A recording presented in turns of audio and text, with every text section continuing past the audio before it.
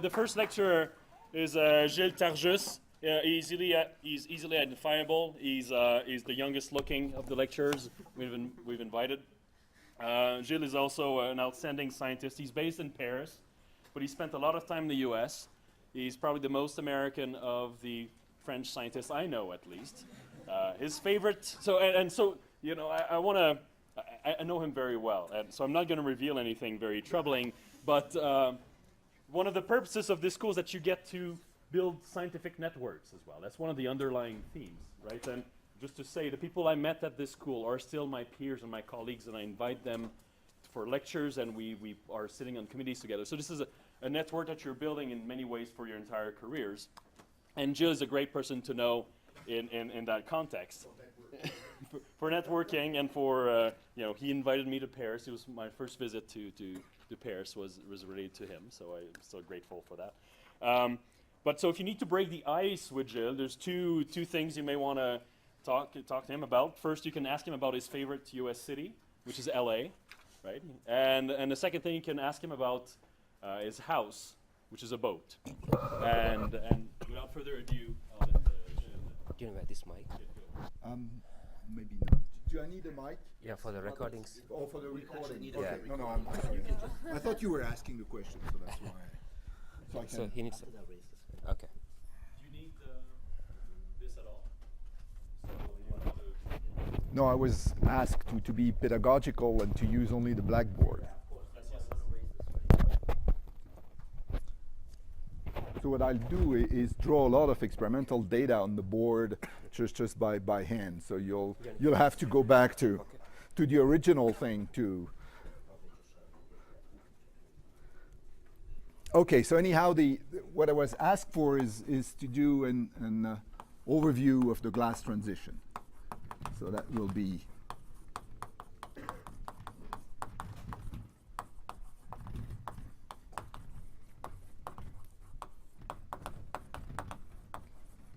so it's something that will be pretty basic. That is, I will, you know, for some of you, remind you of the salient parts of the phenomenology. Why is there to be explained? What is a glass? What is there to be explained about the glass transition? What makes it interesting, unique, hard as a problem? And give a little bit of the theoretical approaches that have been used to tackle this problem. So let me know if I'm too slow after this first lecture, because again, some of you may know quite a bit of what I will be talking about. And it will be a lot of, this first thing will be a lot of hand waving, digrations about why is that interesting or not interesting, what make it hard. So, and you can of course stop me whenever you like. Okay, so what is a glass? Well, again, it has, as Patrick said, not only structural glasses, the usual glasses we know around in technology, but with a glass is a system basically that is frozen in a disordered state. Okay, and I will come back to what everything means. And as mentioned, of course, one can speak about spin glasses, vortex glasses, electron glasses, orientational glasses, and all sorts of glasses. In each case, that means that the system is basically frozen and it's at least apparently disordered. Okay. What I will be discussing here is not the broad aspect of glasses, but the glasses formed by liquids. So this is more restrictive. This is more of the traditional structural glasses formed by liquids. And of course we add, because it's considered to be in the same class, polymers, and adds also colloidal suspensions.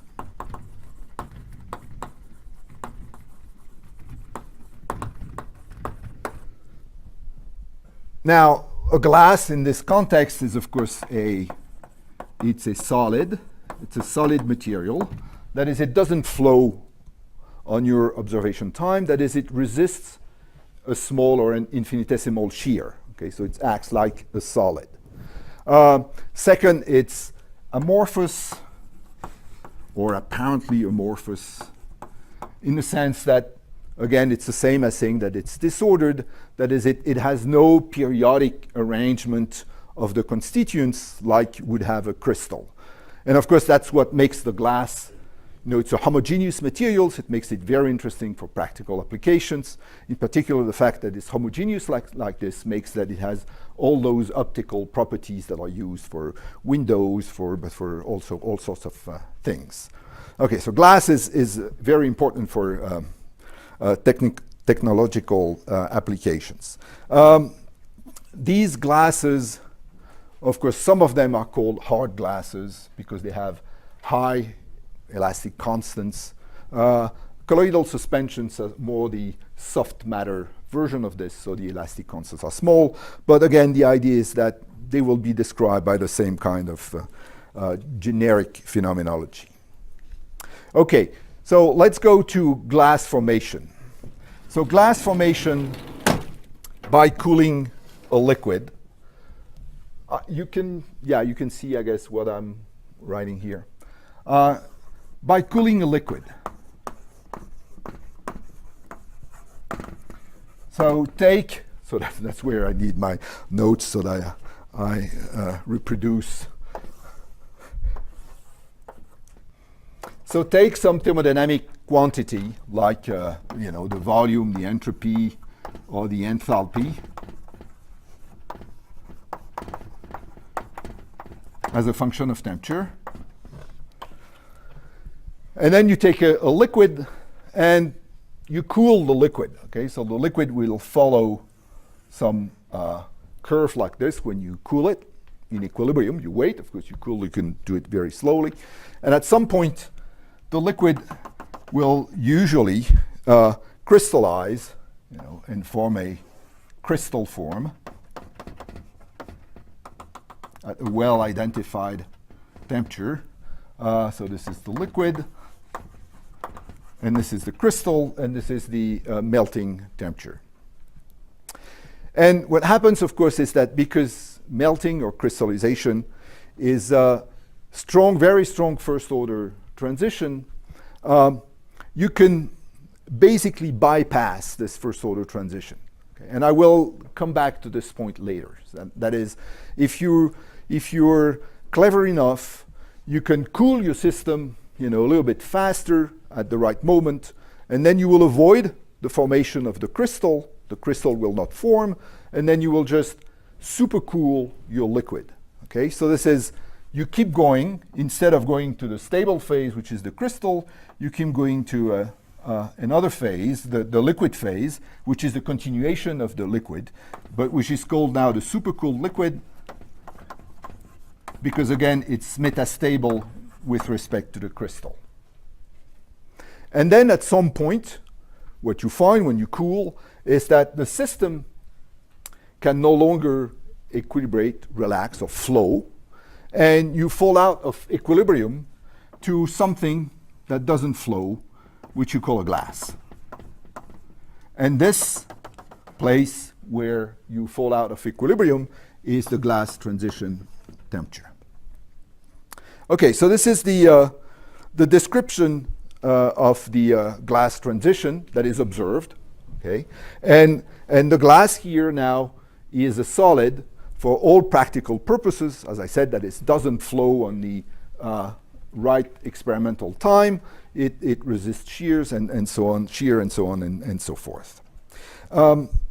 Now, there's two things that are important to discuss. Is first, the supercooled liquid, as I said, is metastable.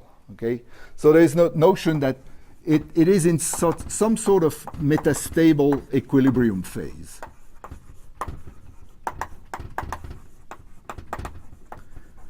Okay, what does that mean? Well, that means that it's metastable because it is not the stable phase, which at those temperatures should be the crystal.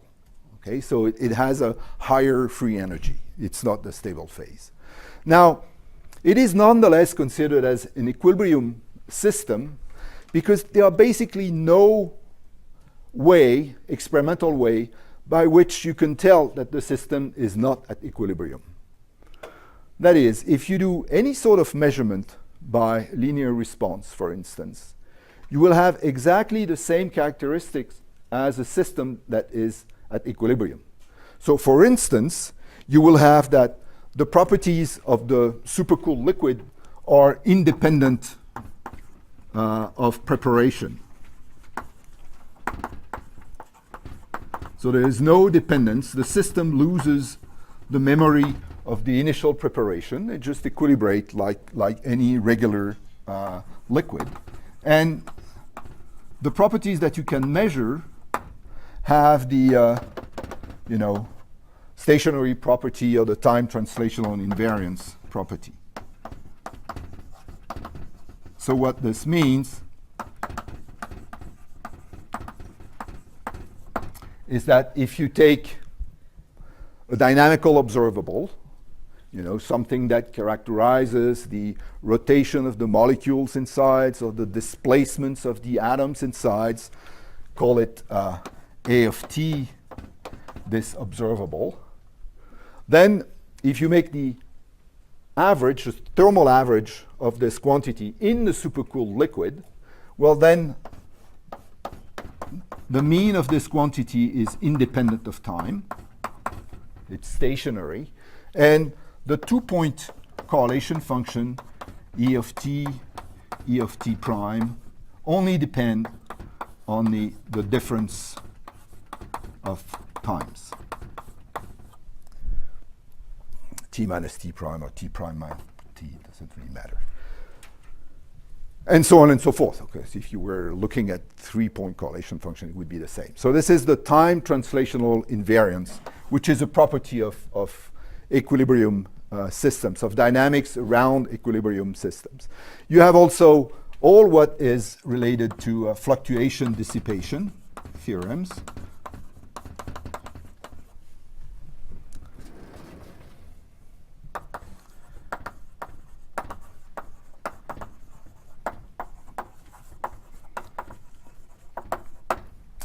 So, for instance, you know that if I look at the response of the observable A of t to a source, a field, something that couples to it at an earlier time t prime. So I will look at the response of A at time t of a perturbation that was applied and coupled to it at a time t prime. Then this quantity that's the linear response regime, is related precisely to the correlation function of the variable. So there's a minus, there is a Heaviside function, okay, which tells you that's the system is causal. That is, the response, of course, is 0 if you look at the response before having applied the perturbation. Okay, just causality. So that's the meaning of the Heaviside function. And then you have, okay, let's say A of 0 minus A of t minus t prime minus A d t prime. Let me check the sign. dt. Okay, so that relates the response to a perturbation that you've applied to your system to the correlation function of the spontaneous fluctuations of your system at equilibrium. And again, this is a property of systems at or around equilibrium in, yes? Real quick question. Big T would be temperature at time t prime. That's right. Big T is the temperature is constant, okay? The temperature is, here we are at equilibrium, the temperature is constant. It's the temperature of the bath. So maybe a related question. So you put a little x next to fluctuation dissipation. Is a statement that this doesn't hold or it does hold? Where is there, oh no, it does hold. It does hold. It's not an X, it's But with the temperature being the Temperature being the temperature of the bath. Here it's just equilibrium. We're at a system which is in plane equilibrium. Well, it's metastable, but for everything else, the fact that you have been able to exclude the crystal, which is the stable phase, it's exactly as if you were in the normal liquid at equilibrium. So T is the normal temperature. It's the temperature of the bath. There is one temperature. It's a constant, and it influences the fluctuation dissipation. So this is the fluctuation dissipation theorem, which holds near equilibrium in the linear response regime. Okay, and this is what you find in the supercooled liquid regime. And this is metastable equilibrium. Now, well, let me use again this one. Then I'll move to the other side maybe. Quite different is the glass, because the glass now is out of equilibrium. this was all for supercooled liquid. This is only for the supercooled liquid. Okay, so the supercooled liquid, maybe I will need maybe. So the supercooled liquid here is in metastable equilibrium. The glass, on the other hand, is out of equilibrium.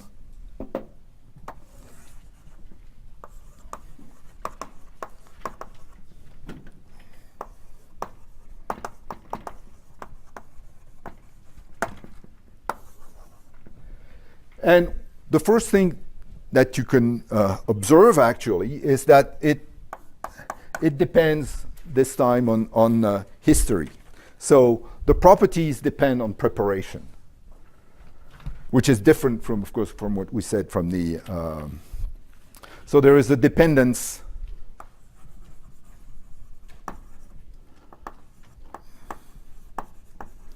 on preparation and history, of course. So for instance now, which was not true for the supercooled liquid, if I change my cooling rate a little bit, so I choose a lower, slower cooling rate, what I will do is, instead of forming a glass here at this TG, I will in fact be able to go down a little bit and find a different type of, slightly different glass at the TG prime, say, okay? So there will be a glass prime at the TG prime. So the glass that I obtained is dependent on the preparation history, slightly dependent. Okay, it's not like you could move this by a huge variation. It's usually a few kelvins that you can do for practical purposes. But nonetheless, this is quite different than from the metastable equilibrium. And what you have also is that you have hysteresis and memory effect. So for instance, if you heat back the system instead of cooling, you will not retrack exactly the same curve here. Okay, you will go through a slightly different path until, of course, you reach the supercooled liquid. Supercooled liquid, you can go back and forth in temperature, you will find always the same curve. So that guy is at equilibrium again, with the proviso that it's not the crystal. That guy is out of equilibrium. Also, it has aging behavior, which is different from the properties that we had here. That is, for instance, now that means that the variables that you can observe can still be dependent on the age of the system, T being the age.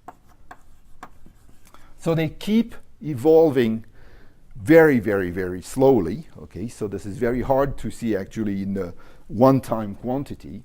But you can nonetheless measure it sometimes. They keep evolving very slowly with time. So those properties depend on the age of the system, which is the time that is elapsed before you first form your glass. Okay, so this is the age of your glass. And the properties depend on the age. More evident and obvious that this is the two-time quantities, which is really when you can measure aging, is that now this time A of t prime is not time translational invariant and depends on both times. So it depends, say, on the age, and t prime you can rewrite as t plus some delta t, which would be t prime minus t. And this function retains the dependence not only on delta t, which is t prime minus t, as you had in equilibrium, but also on the first time t, which is the age. And that can be measured, and that's the aging phenomenon that you can see in glasses, and is a phenomenon that's been, even traditionally observed. The physical aging, for instance, in plastics that are glassy polymers is something that has been studied quite a lot. And, yeah. Say, on the point number 2, the hysteresis and memory, particularly hysteresis, how will it not retrace the curve? Because in a supercooled liquid, it will. at a different point. Or? Yeah, well, it will do like something like this. It still joins it. So it joins at when okay. Well, the point I want then, of course, since you're falling out of equilibrium, the point at which you fall out of equilibrium is not a crisp point. Okay, it's no longer a transition. That is, we say glass transition, but of course, the glass transition that is observed. So the observed glass transition should have, quotation marks, because again, it is in fact a kinetic crossover. So it's where the system falls out of equilibrium, but it falls out of equilibrium on your observation time, okay, on your experimental time. If you had, again, a time scale that was, 1,000 times slower, then you will fall out of equilibrium at a smaller temperature. So this is not a transition point. This is a crossover that then depends weakly on the time scale. And how is TG defined? I will come to this. Okay, it's TG first. The first naive, it's even true, answer is that it's defined with respect of your observation time. So you give yourself an observation time of, an hour, then your TG is defined when your relaxation time, you're able to relax your system in an hour. Okay. If you have not an hour, but 10 seconds, that it will depend on 10 seconds. If you have a year, it will be a year. So the TG depends on the time scale on which you look at the relaxation of your system and the fact that your system equilibrates or fall out of equilibrium. I will come back to this point more to answer this more precisely. It has aging, and it has also, of course, violation, if one wishes, although of fluctuation, dissipation theorems. That is, this relation now in principle is no longer true, not only because there is no time translation invariance, but also because now you cannot define a unique temperature. The system is not at equilibrium, and then you're going to be more careful. You have to study the response of the system on one hand, the spontaneous fluctuations of the system on the other hand, and they are not obviously related. Okay. Now again, yes. So is glass a non-equilibrium system on its way to equilibrium? Yes, in a sense. That is, what happens is that when you fall out of the question was, is glass a non-equilibrium system on its way to equilibrium? And the answer is yes. That is, well, actually, it's what happens. That is, when you work, it's something that you will see also when I will discuss the dynamics. But when you're in this region, okay, which is called the transformation region, because for glass blowers, it's really the place where you work on glasses, right, to make them. Here you can, if you wait, you will indeed see that this guy here will go down, okay, and reach a curve which seems to be more the metastable equilibrium one. So in that sense, yes, if you would allow the glass time, to evolve, it could reach the equilibrium one. So it's a non-equilibrium on its way too. On the other hand, this time might be extremely long. That is, this is something that again, you can do in this region. Once you are here, there is no way you can go. That's why I say that the one-time quantity very little.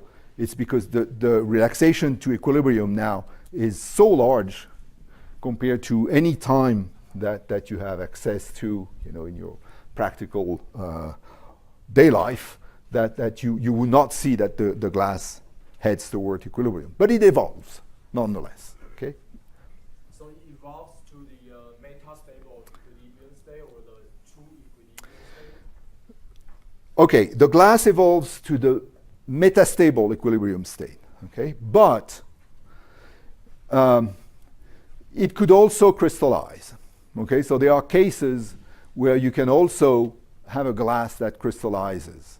So the same for the supercooled liquid, okay? We say, okay, the supercooled liquid is there forever. Well, it's true for many, many, many liquids, okay, and especially all those that form glasses, molecular liquids, and really you can keep them in the supercooled state for decades, even more.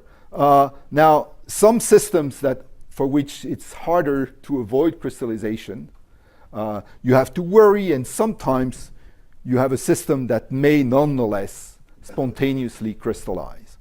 So, in principle, the fact that it's metastable, again, doesn't mean it's a question of time scale. A metastable state, in principle, should always reach the stable state.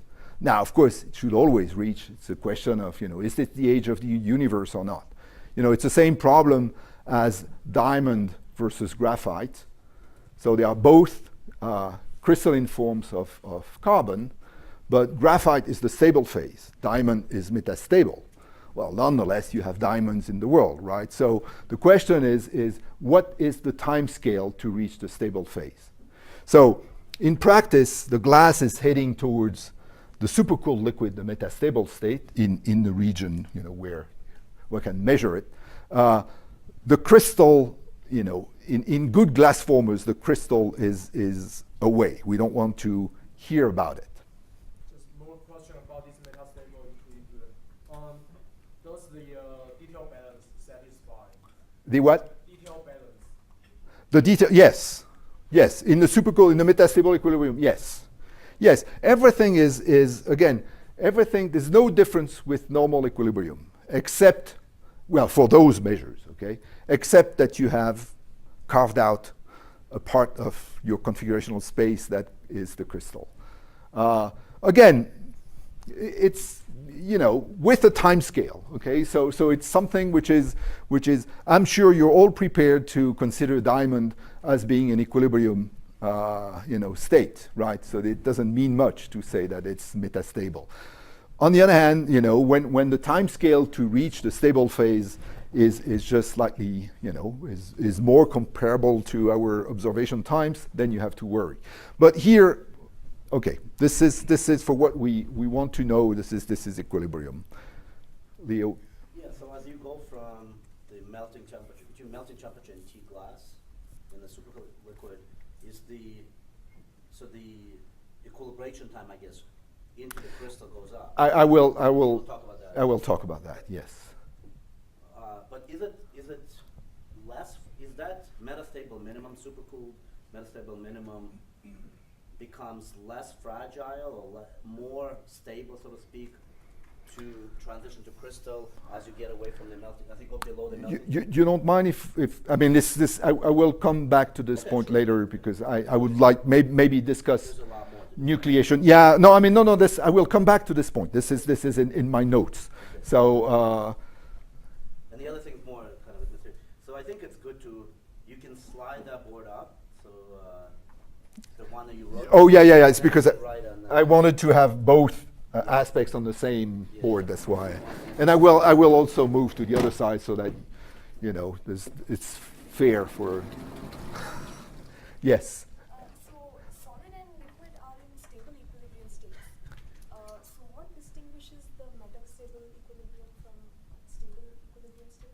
Oh, Characteristics. it's the free energy. You know, what defines the stable equilibrium is that the free energy of the system is lower than the free energy of the metastable phase. Stable in equilibrium, you have to minimize the free energy.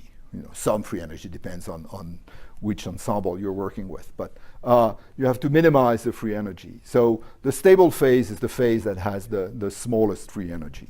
And when you're below the melting temperature, this is the crystal. There's no doubt about this.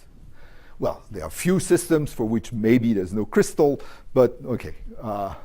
Modulo this thing, this is the crystal, is stable. So it has the lowest free energy. So there is no doubt that the liquid has a higher free energy than the crystal.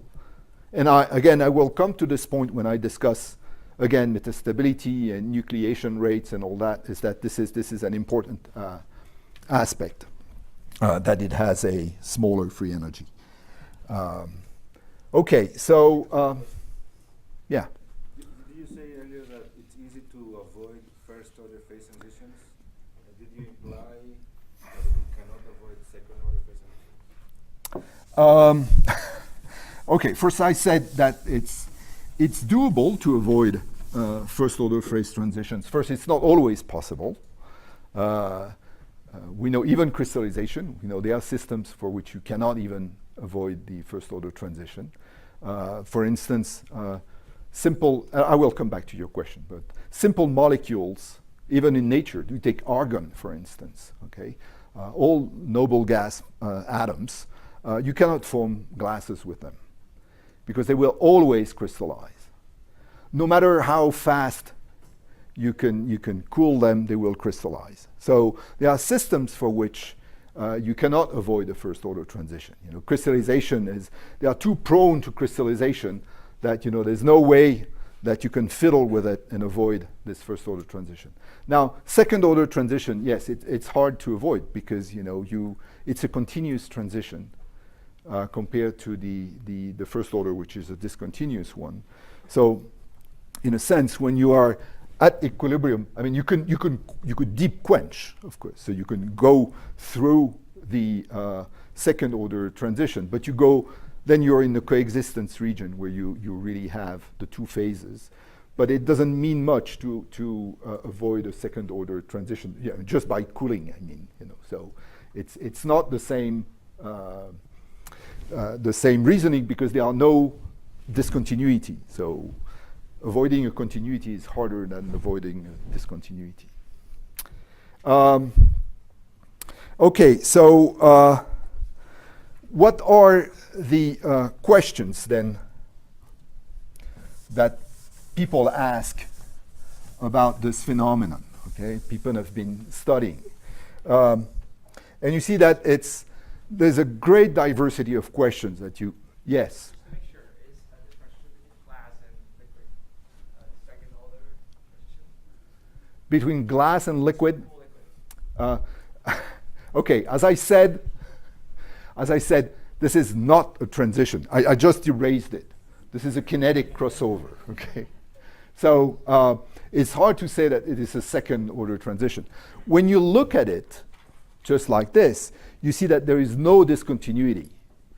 So by some aspects, it's not a transition, it's a crossover, but it's a continuous transition for some aspects of the problem. As we will see, it's more complex than that, and the answer is more complex than that.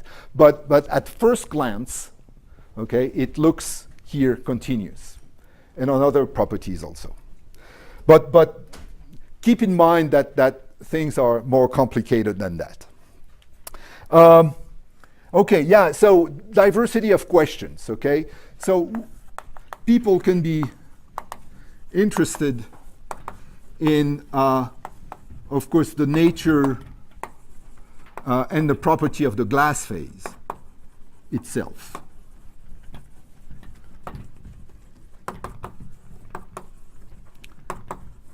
So the solid out of equilibrium. And for instance, one knows that at very low temperature, in the calorimetric range, you have all sorts of anomalies in the properties of the glass, in the heat capacity, for instance, that have been studied. And these are specific, well, these are properties that are well observed in the glass, and that gave rise to the theory of two-level systems by Anderson and others. Okay, so these are, for instance, the low temperature anomalies. This is one set of questions that I guess we will not address in this school anyhow. Properties of the glass, as I said, is the aging behavior. You might be interested by studying the properties of the aging of the glass, and again, experimentally, theoretically, and all that. And there's also something which is, let's say, the nonlinear rheology and what relates to the problem of plasticity.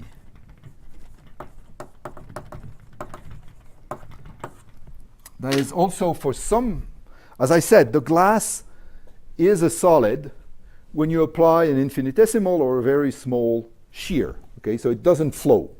A solid, what it does, and I'll come back to that, is that you shear it a little bit and it responds elastically, a lot like harmonic oscillator. Now, a liquid, on the other hand, of course, flows. So you shear it and you continue shearing and it flows. So the liquid flows. Now, what happens is that you might be interested in solids to look at something which is in between. That is, you go beyond just the infinitesimal shear. You shear a little bit more, and you look at the response of the solid. Now, some solid will just, crack, and everything will be gone as soon as you do it. But many of them, at some point, you can start make them move a little bit, and they become plastic. Okay, so there is plasticity. So this is even true in crystals. Okay, in metals, for instance, metallic crystals. And we know what's the origin of this. In that case, this is due to the dislocations in the crystal, which are defects, and that help the system just being plastic that is being able to move a little bit. Now again, the glass being not a periodic arrangement of atoms, there are no obvious dislocations in the problem, and nonetheless it has also plasticity. So one set of questions, important questions, is how to describe this plasticity of the glass. That is, when you go beyond some threshold, if you want, shear stress, what's the nature of this plasticity and how to describe it? And maybe there will be some discussions about this, or I might even go back to this point. Now, another set of question will be the relation, okay, between, and that will be discussed, so that's why I mention it also, glass and jamming.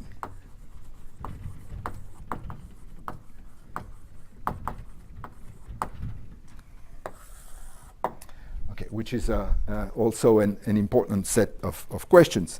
Is that that will be, well, in the second week you will have lectures on jam materials and jamming, and I'm sure that some of you are working on this problem. The glass transition is not the same as the jamming transition. Okay, so the glass transition is a phenomenon, as we saw, that takes place at finite temperature, finite pressure, when the systems falls out of equilibrium. The jamming transition is when it's, for instance, studied for hard objects, is something that takes place first in an out of equilibrium protocol at 0 temperature.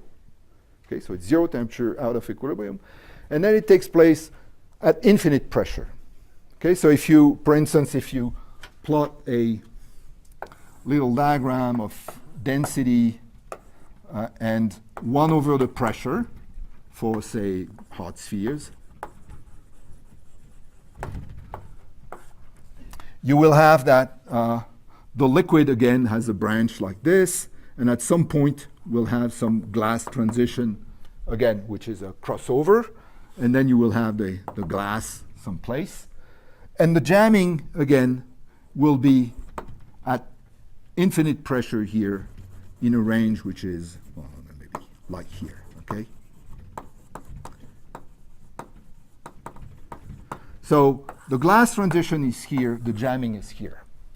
And when you're jammed, it really means when you're with hard objects, it means that you're blocked by the contacts, okay? So it's something that is related to contacts. Now, of course, if you're soft, it's not quite true because you can press a little bit more, and then the jam state is dominated by the overlaps between particles. Now, it's not true here, because here, remember, even if you have hard spheres, the hard spheres in the glass, they still vibrate, and it's not that they are in contact, they keep vibrating. So the nature of the solid that vibrates here, but here is blocked, is quite different, of course, in this picture for hard objects. And for soft objects, as I said, it's a bit the same, except that the contacts are important for the jam state and the overlaps, whereas they are much less important for the glasses, which are finite pressure, finite temperature system. Okay, nonetheless, of course, it is interesting to try to relate those two phenomena, okay? Just because, again, at a descriptive level, they are different things, doesn't mean that one cannot try to unify those phenomena or see, for the jamming people, how much of the jamming influences the glass, or for the glass people, how you can have a super universal theory of glasses that will explain also jamming as well as the glass transition. So this is an important set of questions. There's been a lot of progress on this, and maybe you'll have additional lectures on this. Can we have a state of jam where all particles are not able to freely move? Are not? Still, when we have jammed state, still we have some rattlers in the system. Yeah. So Okay. can we have a jammed state where there's no... Well, yeah, okay. The rattlers, what I said was in a glass, everybody is a rattler, okay? In a jam state, okay, you have a fraction of rattlers that then you don't know what to do with them, if you want to exclude them, consider them or not, but it's a small fraction. I don't know, you can discuss this, 5%, 10%, whatever, but it's a small fraction. So the rattlers are not what make the system jam. They are on top of it, okay? Whether they are important or not is a different story, but they are not of. In a glass, everybody is a rattler. So it's a different material in a sense, or a different phase, or in different conditions, I would say. In the sense we reduce the cage volume of each particle and reduce to zero, then we have a jammed state. The jam state is really, you need for hard objects, you need a contact. So the object have to be blocked. Now, again, you might have a few of them that rattle, but the objects themselves are blocked. In a glass, they are not blocked. That they keep vibrating, and that's important. And having, otherwise you would never have aging, for instance. You have aging because you have residual motion in the problem. They are not blocked, your particles.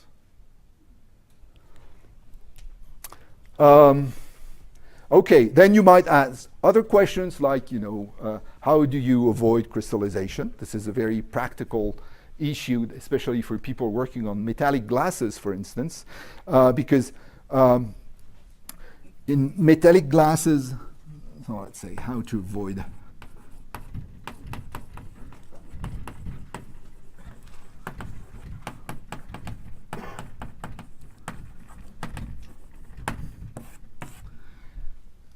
I guess pure metals you cannot form glass with. Okay, so what people did is first look at binary alloys of metals, and the first metallic glass that they formed, they had to, if I remember, cool the system by something that 10 to the 6th Kelvin per second, something like this.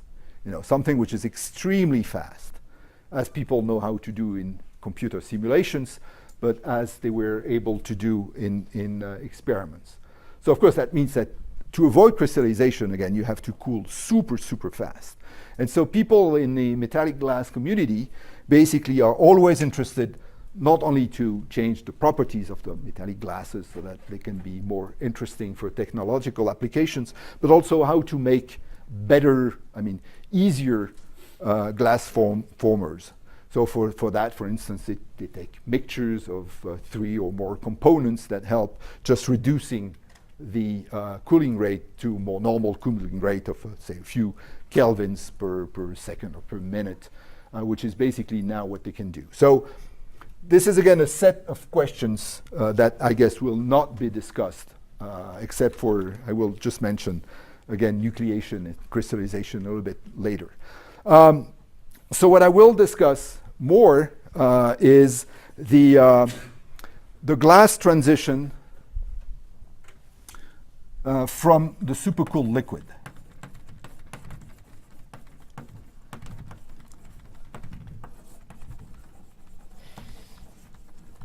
So what are the properties of the supercooled liquid that lead to that glass transition, again, with quotation marks? Okay, and this is what I will discuss now. Now, well, maybe let's move to the other side, see if I can do it as well. If there is symmetry in the room, I guess. Hello? Yes? Yes, please. What about the so-called ideal glass? Is that a relevant question? Yes, and I will. Yes, it is a relevant question. I'm going slowly. I'm sorry, but yes, this is a relevant question, and I will go to this and explain how it appears, and of course how it is in theory. So it's a relevant question. Again, not for the experiments, because nobody is going to ever reach any ideal glass by experiments, but it's a relevant question for the understanding, the theory, and maybe predictions. Okay, so what is there to be explained about the glass transition?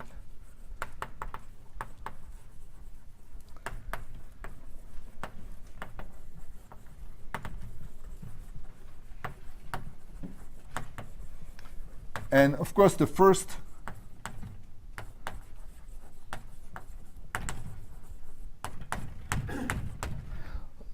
thing is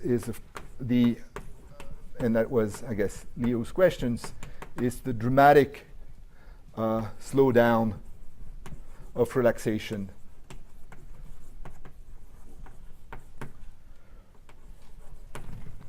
when temperature decreases in the supercooled liquid. Okay, so this is in the supercooled liquid.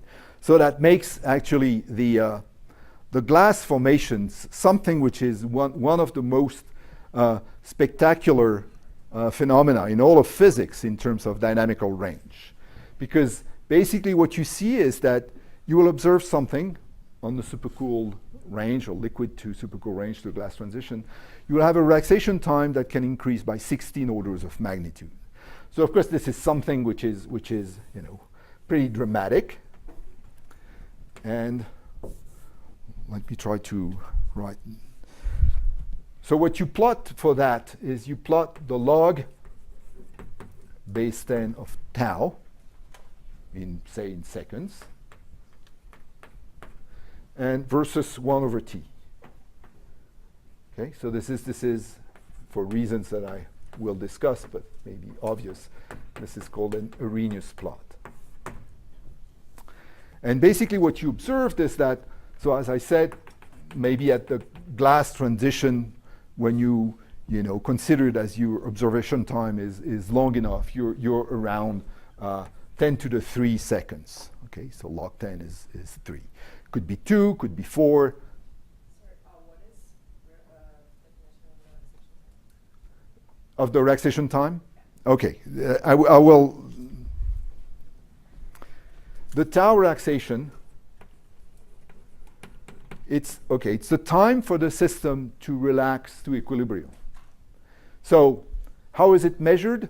Well, you measure it by all sorts of probes that are, so I had my a dynamical variable A, which can be, for instance, something like, as I said, a molecular orientation. So you're looking at the motions of your system. So, I don't know, you're looking something at some spherical harmonics of the angles of your molecule. So many of those systems are molecular liquids. Okay, so this is, for instance, what you measure in direct. You will have more on that by Mark Ediger, I guess, on the second or third week. They will give you really the experimental view on those things. So this is what you would measure by dielectric measurements or by light scattering measurements. So it would be a different spherical harmonics, but this is a dynamical observable. Or you can look at, as I said, something that is related to the displacement of the atoms with some wave vector that is fixed by the probe. So for instance, you can do neutron scattering for looking at this. And then you look at your correlation function, let's say delta A of 0, delta A of t, where delta A is A minus the fluctuation. Okay, and in fact, of course, usually you get this by fluctuation dissipation, because you perturb your system by some of those techniques, and you can relate to a correlation function. It's the same as before. So we are in the supercooled liquid, so everything applies. And from the shape, the decay of this function, the typical decay, or the, oops. So it is not symmetric. Because they didn't complain on this side. So from the decay of this function, you measure a typical relaxation time. Exponential decay? It's not an exponential decay, as I will discuss later, but it's something which is not very far from exponential. The details do not really matter, because here, again, when you're working a factor of 50%, you're really there to fine-tune your fitting formula and everything. Here we're talking 16 orders of magnitude, okay? So the detail on how you really measure your relaxation time is not all that important. But I will discuss this in more detail. So anyhow, you extract the relaxation time. Now, the same, the relaxation, just to finish this. The relaxation time need not be the same for all probes. Okay, because you measure the relaxation times for variable A, you can measure it for variable B, and the relaxation time can be different. And indeed they are. I mean, in a normal liquid, you can find a 50% difference, or even a factor of 2 difference, depending on whether you measure dielectric or light scattering, for instance. What is interesting is that when you look at the data as a function of temperature, the dependence on temperature is essentially the same for all the way to measure the relaxation time. There is 1 or 2 notable exceptions that I will discuss later, but say as a first statement, basically always to measure the relaxation time gives the same temperature dependence for this quantity. Again, they might differ by a factor of 2, but it's irrelevant compared to the 16 orders of magnitude change. So, sorry, your question, yeah? Are you trying to measure some sort of ordering in the system? Some ordering? It's not ordering, it's really correlation. That is, you're looking, here, the system is a liquid. You can measure this in a gas, there's no, so you're looking at a correlation function, so the fluctuations of your quantities, and how it correlates with the fluctuations of the same quantities at time t later. And there is some correlation. Of course, at time t equals 0, they are completely correlated. And when t goes to infinity, the system is a liquid and relaxes. So at t goes to infinity, it goes to 0. Okay, this function goes to 0. So it does decay. This is not an ordered phase. This is a disordered phase. So it decays to 0, and the time to decay to 0 is basically the relaxation time. Is this answering your question? Okay, so what you observe, as I said, is that 10 to the 3, and okay, you have something like this. Okay, so here would be your, say, TG, 1 over, but let me put it like this. So you say that TG is for 10 to the 3 seconds. And, you know, the melting is around here. And here, basically, you have changed temperature by 30%.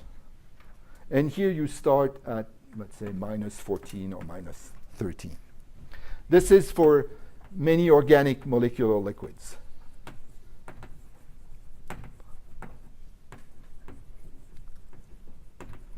Many of them. So typically, this is you know, when the orthoterphenyl, which is one of the liquids that people like. But there are, I can draw many others. You can have, you know, something that goes like this, or you know, something that goes like this. Okay, so this is, but the whole point is that this is a very fast increase. Again, it's not like you have a huge range of temperature. You're just changing the temperature by 30% between melting and glass transition, and you have, you know, 13 to 14 to 15 decades of relaxation time. So this is the of course the cause of the glass formation is that when you go here, you see that since it's an increase very quickly. If you want to wait instead of 1,000 seconds, 10 to the 4th, well, okay, you can still do it. But if you want to wait a year, then of course, you know, you will not gain much in terms of putting your system in equilibrium. So because the increase in you will not gain much in terms of temperature, I'm sorry, to equilibrate your system. So this is basically the first and most dramatic picture of the glass transition, explaining why this is something which is pretty exciting and worth effort. Now, as I said, this temperature dependence is similar for all probes, virtually the same in all liquids, except one exception that I will discuss later. And what is striking is this is called an Arrhenius plot, because the Arrhenius law that I will also discuss later would tell you that the log of the relaxation time should go like 1 over the temperature. Okay, so the Arrhenius law would tell you that here you should be on a straight line. So this would be, okay, the Arrhenius law. This would be the Arrhenius law. This would be the Arrhenius law. And we see that there is a clear deviation of these are actually, they are actual data like this. I can give you references. It's not just, I didn't made it on purpose. I don't know if the liquid is MTH or something like this, but it's so you have something that might look Arrhenius at high temperature. So remember, this would be more or less in the normal liquid range or weakly supercooled. And then the system zooms up and you have, you know, super Arrhenius behavior.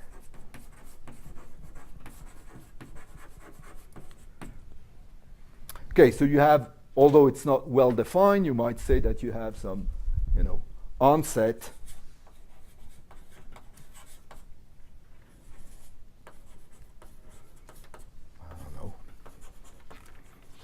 which depends on the liquid. Okay, all liquids are different curves.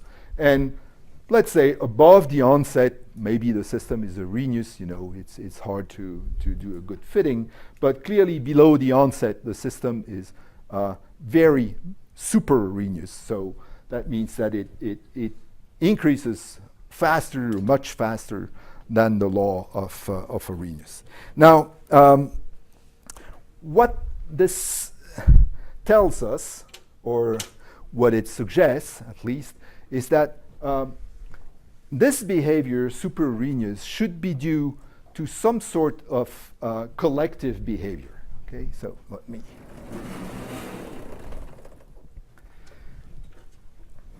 So there is this idea that super Arrhenius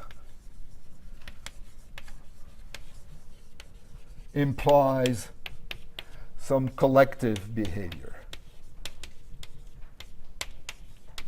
Okay, why do I mean by that, and why do I say that? Basically, at high temperature, those liquids are, by the way, are just organic systems.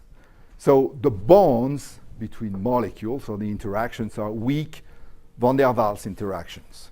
Okay, so basically, at high temperature, you have the interactions with the neighbors that are, what they are, but that not very strong. So this is interactions of the van der Waals type.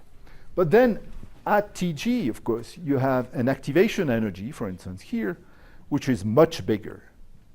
So that means if just the bare interaction scale in the system is given by weak interactions, how is it possible that you're able to build up an activation energy that is much bigger at Tg?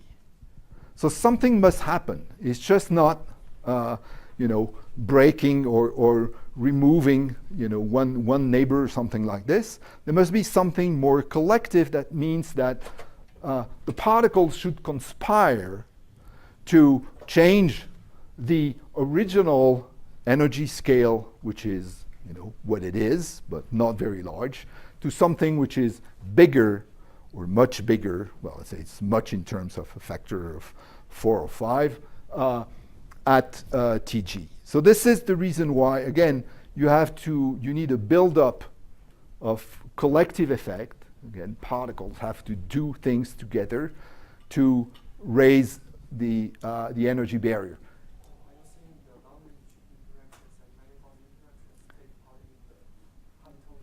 The fact that there are long-range interactions is not really relevant first here. So it's the interactions here in the problem for molecules are just, of course, the repulsive parts. Atoms don't like to be close to each other, as usual. And also, indeed, van der Waals dispersion interactions, so you can have also Coulomb interactions that are screened, actually. So the fact that it's long range is not really relevant. Everything is nonetheless, in terms of interactions, fairly short range of what is important in terms of the interaction is still, maybe the first shell of neighbors. But now I'm not talking about interactions, I'm talking about correlations. Okay, so the interactions are what they are. They are, in some systems they are not very strong, they are pretty weak. And you have to build up correlations to then have energy barriers that are larger. So that's at least what this suggests.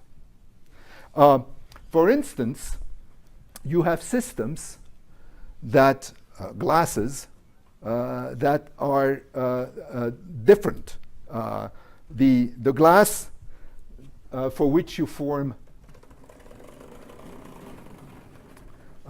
silica, for instance, it's not exact. I mean, it's part of what you use for making windows, but silica, for instance, has a different behavior. Okay, you would have a behavior, say, like this. So this would be SiO2. And this also forms a glass. So there are few systems. Grzegorz, you want to? Okay. So you have few systems, some systems, for which there is no or very weak super Arrhenius behavior. This is not the generic behavior. They are very important for maybe technological issues, but this is not the generic behavior. Those have more of an Arrhenius behavior. But then, again, to go back to what I was saying about energy scales, this might be understandable because those systems, instead of being organic and having just van der Waals interactions, have covalent interactions, bonds, between the constituents, the SiO2. And of course, the covalent bond is a very strong bond. And actually, the energy here that you can extract from the slope is something which is comparable about breaking one covalent bond. So in that case, you might say, well, okay, if I see the Arrhenius behavior, I understand the energy scale, the energy barrier scale in terms of local interactions. then there's not much collective maybe to be expected. Here again, it's quite different because at least the energy here, for instance, and the energy here are not the same. Okay, so this is suggestive for all those liquids that have super Arrhenius behavior of something which is collective. Yes, Grzegorz. So you draw it in such a way as if there was a second Arrhenius behavior with a well-defined temperature-independent activation energy. A second, This- what do you mean? I mean, Here? the slope, yes, this is a straight line. And then like this. Okay, thank you for. No, I'm sorry. The curvature should always be non-zero here. So no. That's not. I didn't have in mind to say that there was. Of course, locally you can always define just a single slope, but I didn't intend to say that the system goes back to Arrhenius at high temperature. Okay, this is at low temperature.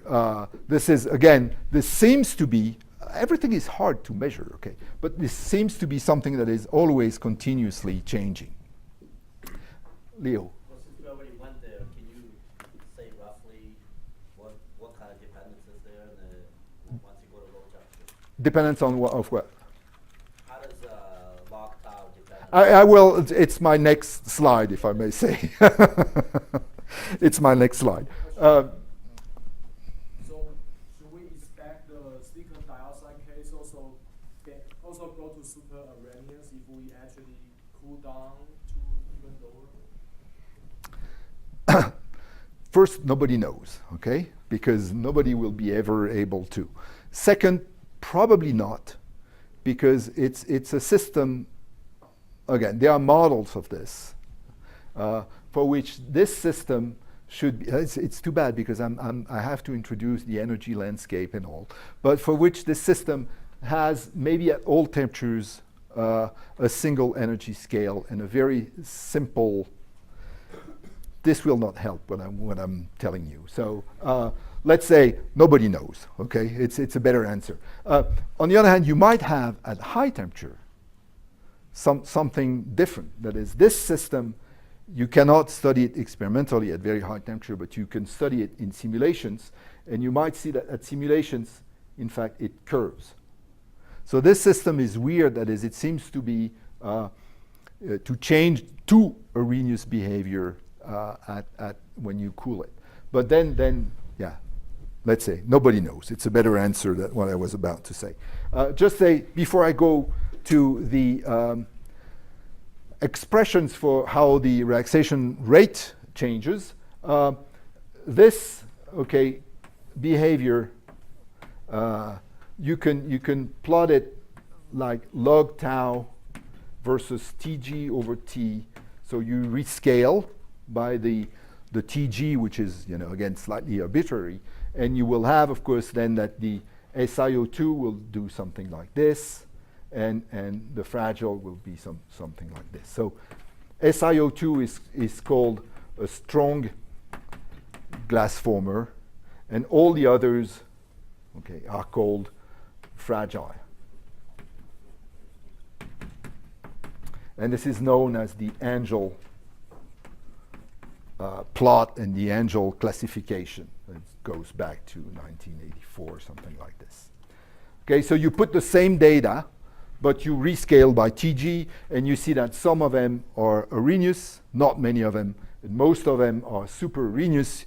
You call the first one strong, you call the other fragile. This, yes? Does the super Arrhenius behavior change when it becomes a glass? So for there's a clear... Yeah, it does, of course. Well, it depends. I mean, if you were able to study the supercooled liquid, it will not change. That is, as I said, when you go to 3 to 4, well, you follow the same thing. Now, if you're in a glass, you no longer are able to measure this thing. So you measure something different. So usually you measure another relaxation that is, of course, not on the same curve, has a different temperature dependent, and so on and so forth. So yes, in the glass, you no longer measure this curve, you measure something else. What the fragility is telling us, so this property is called the fragility, is that, it's this business of, this is a universal or almost universal super Arrhenius behavior, but again, and it's a problem of the glass transition, is that you have parameters that depend on the liquid. Okay, so it's not like you would have a unique master curve for everything. So you have parameters, and one of the parameters is indeed the fragility of the system. So some of them will be less fragile than others, and this is a substance-dependent property. There's nothing you can do with that. It's something that depends on the molecular properties of your system.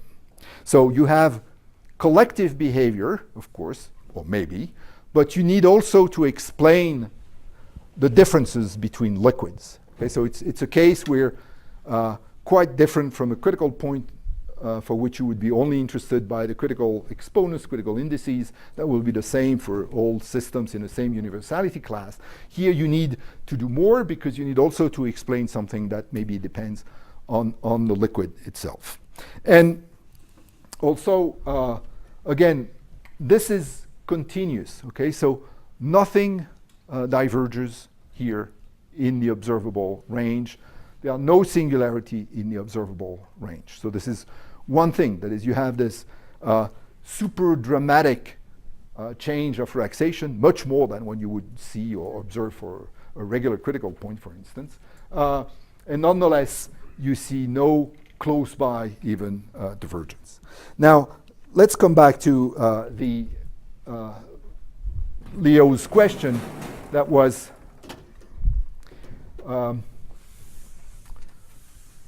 how can we describe, just by formulas, this increase of the relaxation time? So Arrhenius, again, means that tau goes like some, elementary or bare relaxation times, like exponential, and energy over t. Well, here I'm taking the Boltzmann constant to 1. Okay, so temperature and energy are in the same units, so there would be otherwise E over kVt.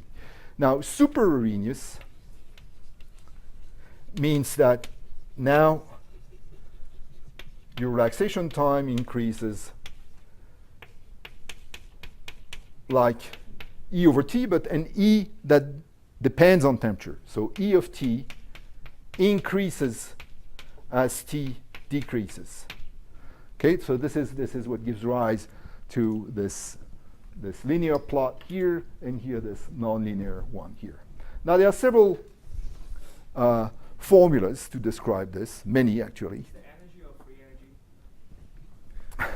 free energy? It's an apparent activation energy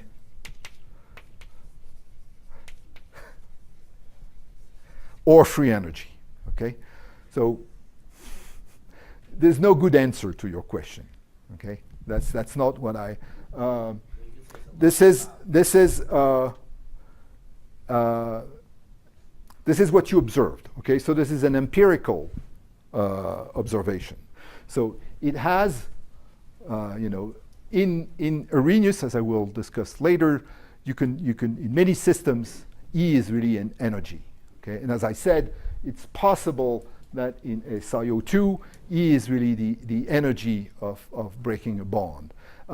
Here, because the system, as I said, may become collective, so you start building an energy barrier or a barrier that is collective, and it's more likely that you will have contributions from other molecules, the solvent, the environment, the entropy, everything. So it's more likely that it will be some form of free energy.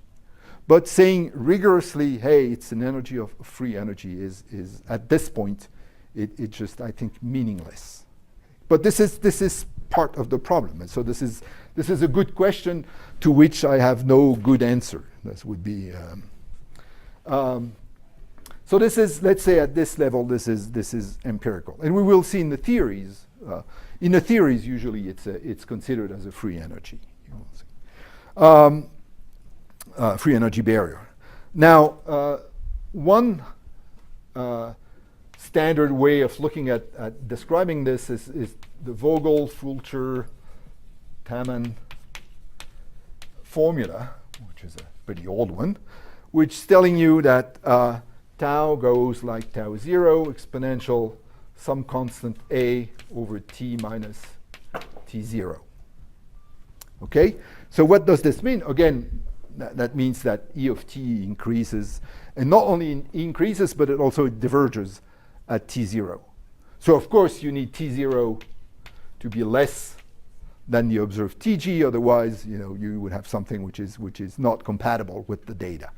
Okay, so this is the VFT formula that fits reasonably well the data. Maybe not at high temperature, but it fits well the data for all liquids. Again, you have adjustable parameters, tau 0, a, t0, but it's reasonable.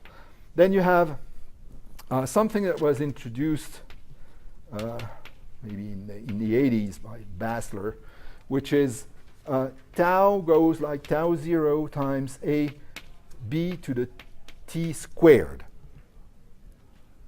Okay, so b again as the what is needed in terms of dimensions, but it's t squared.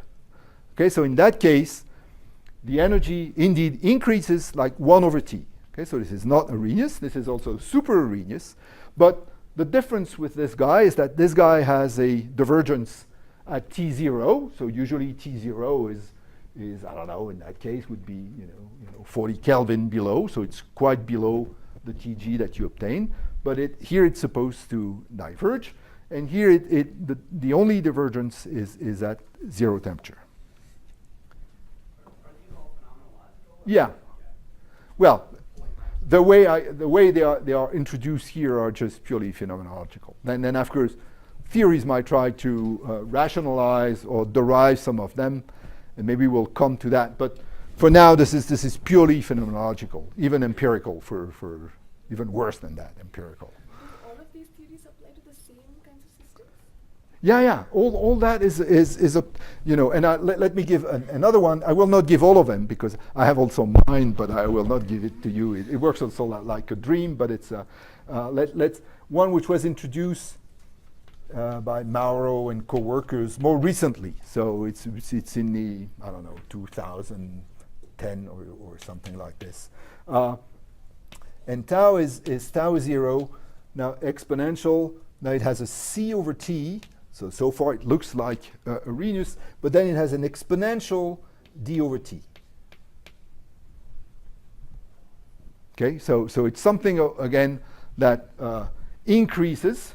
Now it's a different increase from this one. This one is an increase in 1 over t for the activation energy or free energy.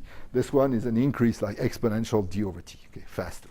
And again, all those, so they have, as I said, they have, of course, adjustable parameters, but modulo the fit of those adjustable parameters, they just fit all the data, okay? And the others, plus others, that fit all the data also. Okay, so this is telling you that you can fit the data with indeed an empirical or an activation energy that increases, but you have many formulas, quite different, with different implications in the sense that those one has a singularity at t0 which is non-zero. Those one have only singularities at t equals 0. My formula has a singularity that is avoided at a higher temperature. So you see that the implications of all those formulas are quite different in terms of the theory you would like to build on them. Okay, but this is, again, this is the state of the, yes? Do these different formulas fit well for different kinds of glasses? Or? They fit for the same ones. Okay, so that's the point.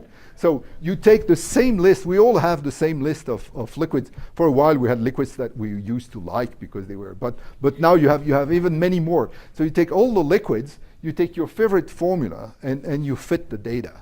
So the idea is that there is no constraint from the data we tried to play this game, years and years ago to see, what's the best fit. I remember someone writing a comment on one of our papers by looking at the mean square, distance of the data to the fit and saying that one was slightly better than the other.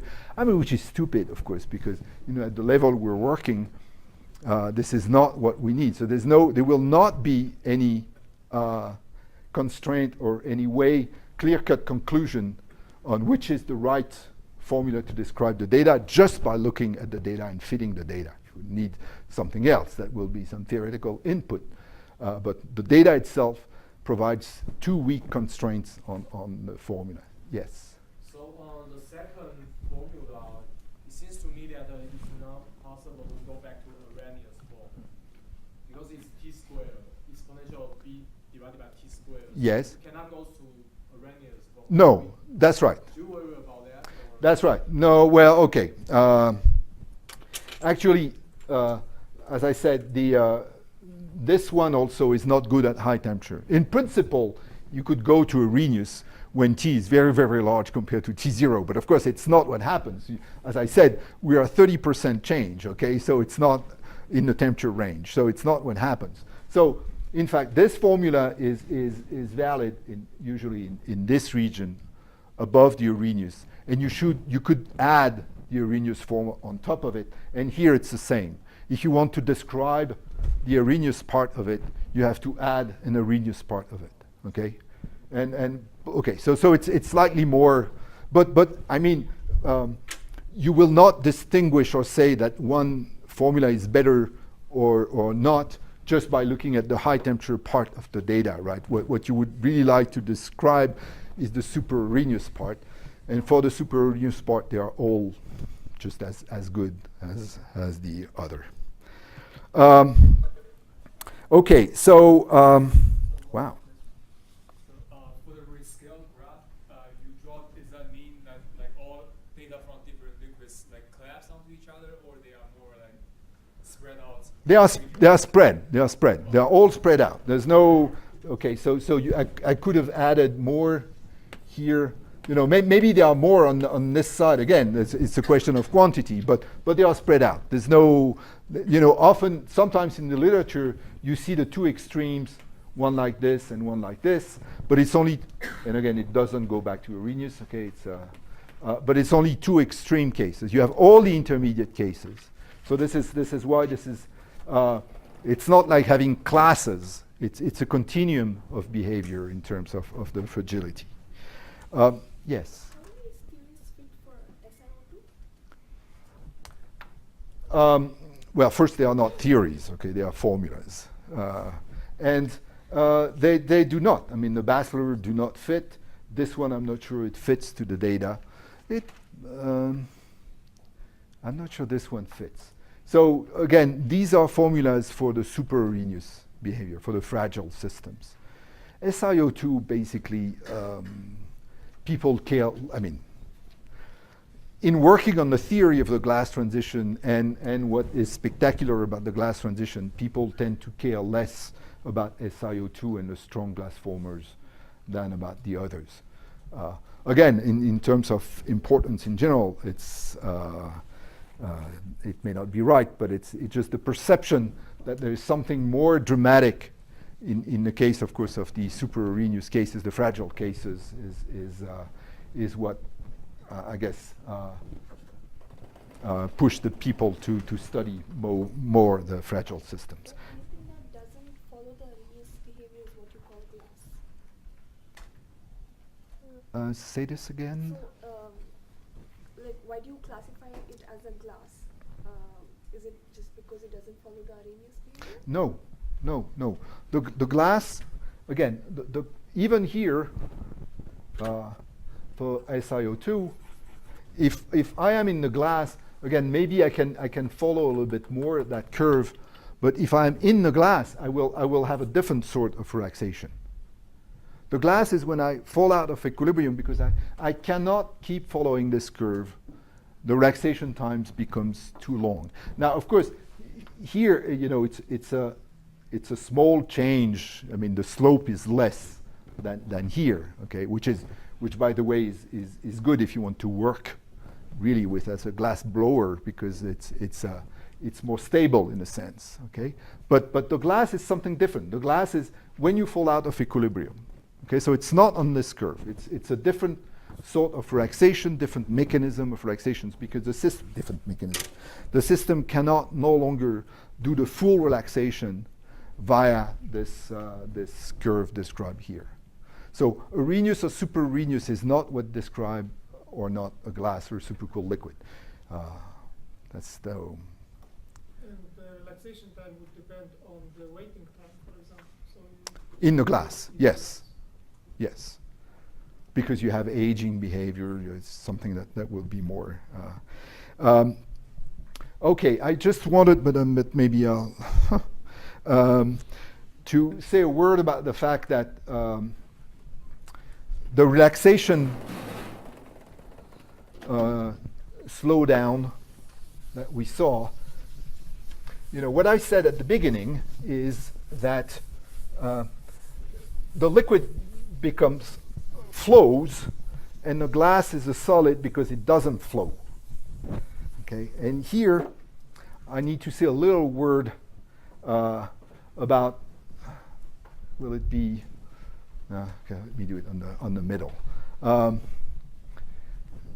So the viscous slowdown is the same as the relaxation slowdown. That is, the reason why the liquid no longer flows is related to the reason why the liquid can no longer relax and falls out of equilibrium. A priori, it's slightly different notions, but it turns out that, and I have no time to discuss it, so I will just give you the formula. There's something that goes with the theory of, elasticity, viscosity in Newtonian fluids, and what is called viscoelastic behavior. Okay, and with a simple model that was done by Maxwell. And since I have no time, I will not discuss this, which is how the system reacts to shear. Okay, as I said it already, that the solid responds elastically to shear. The liquid responds as a viscous system, so you can sustain, you have a constant shear rate. And viscoelasticity means that the system at short times basically looks like an elastic system, so it reacts as an elastic system, and at long times looks like a liquid. And what happens is that the time is precisely the relaxation time. So you have a time which are much less than the relaxation time, the system looks like a solid, and at times which are larger than relaxation time, the systems look like a liquid. Okay, so of course, if the relaxation time becomes huge, then, well, your system looks like a solid. And the viscosity, the relation between, which is due to viscoelasticity, is that the viscosity eta is, this is the infinite, or let's say high frequency shear modulus.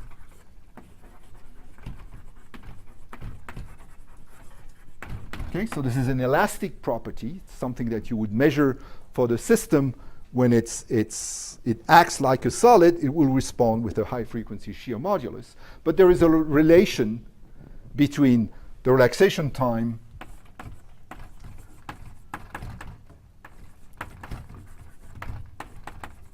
which is the relaxation time of the time-dependent shear modulus, but as I said, there is universality in terms of the temperature dependence of all those systems, and the viscosity is the product of those two.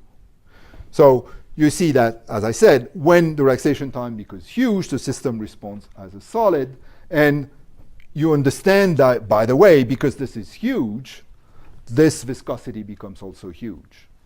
And actually, the G infinity is a property that changes by a factor, say, 2 to 5. So it increases when T decreases. And this guy changes by 16 orders of magnitude. So that means that, okay, as I said, on a log plot, the change by the factor 225, it's immaterial. And when you plot the viscosity or the relaxation time, you have essentially the same thing as here. And you see actually in many papers, instead of plotting the relaxation time, you can plot also the viscosity. So maybe the viscosity is not exactly on the same curve, say, but it's just the same temperature dependence. So the viscosity is related to the relaxation time through the viscoelastic and Maxwell models. And that explains why when the relaxation time is extremely large, well, the system acts as a solid and no longer flows. Okay, so this is, if I have 5 more, no, I don't have 5 more minutes. So this is time to stop. I'm sorry, I'm about a tenth of my first lecture, so, but that's okay. If you have more questions, please. Any order? Yes. Yeah. So in this particular example you showed, you mentioned that the glass is from the supercooled liquid. Is it possible from the true equilibrium state and to drive to glass state? Well, okay. The way I see your questions, there are one fundamental one would be: is it possible to have a system which has either no crystal or has a melting temperature which is below the glass transition? Okay. Then you would go. That is, can you move this here so that you can have the glass from the equilibrium liquid? Okay. So that's one part of your question, as I understand. Well, there are, maybe one system like this, which are called the eutectic polymers, which are random polymers, which do not crystallize. So in principle, since they do not crystallize, you can form the glass from the equilibrium liquid. Okay, there's no crystal underneath. Then I have forgotten what I also wanted to, the second aspect of what I thought was in your question, but is this answering what you, at least what you? I think so. Yeah. Okay, good. So it's no problem that I forgot the other part. It was very clever though. You'll miss it. You had other, there were other, yeah. So in this plot, you scale the x-axis with TG, but then. This one, yes. But then it seems like the TG is not one TG, Yes. but depends on your protocol. So then, how do you reconcile the fact that it's not one? Okay. Well, first, as I said, because this changes so rapidly, the change in TG is small. Okay, it's a couple of kelvins, so it doesn't change much. Second, I guess that what you do if you want to be, as strict as needed, is that you use the same definition of TG for all the liquids here. So you say, okay, maybe I don't have all of them at 1,000 seconds, but I have all of them at 100 seconds. So you use TG of 100 seconds. If you use viscosity, you can use viscosity, then you change also. The viscosity is measured in poise. So instead of 10 to the 2 seconds, you use viscosity of 10 to the 13 poise. Again, it's the traditional TG for people looking at viscosity. But again, it doesn't change much the results because TG changes very little. Comparison, can you draw the dependence between TR and temperature for ordinary liquids? Yeah. Solid? Let's see. What is, I'm sorry, what is the? Draw dependence of TR, relaxation time, to temperature for ordinary solid liquid. Ordinary solid liquid. What do you mean? This transition between how does TR change? In a first order transition for liquid to crystal. Oh yeah, no, that's a good question, because of course it's a big difference also of why we say that apparently the glass transition is not a first order transition. It's because at a first order transition there are no precursors. Okay, so when you are in the liquid approaching the glass transition, the relaxation time doesn't increase much. It increases, at just a fairly normal slow pace, and there are no correlation lengths growing. So there are no precursors. So it's very different from here. So you would have a viscosity or a correlation time that increases a little, and then it jumps and becomes infinite in a sense in the crystal. Well, infinite in terms of some of the relaxation times, but yeah.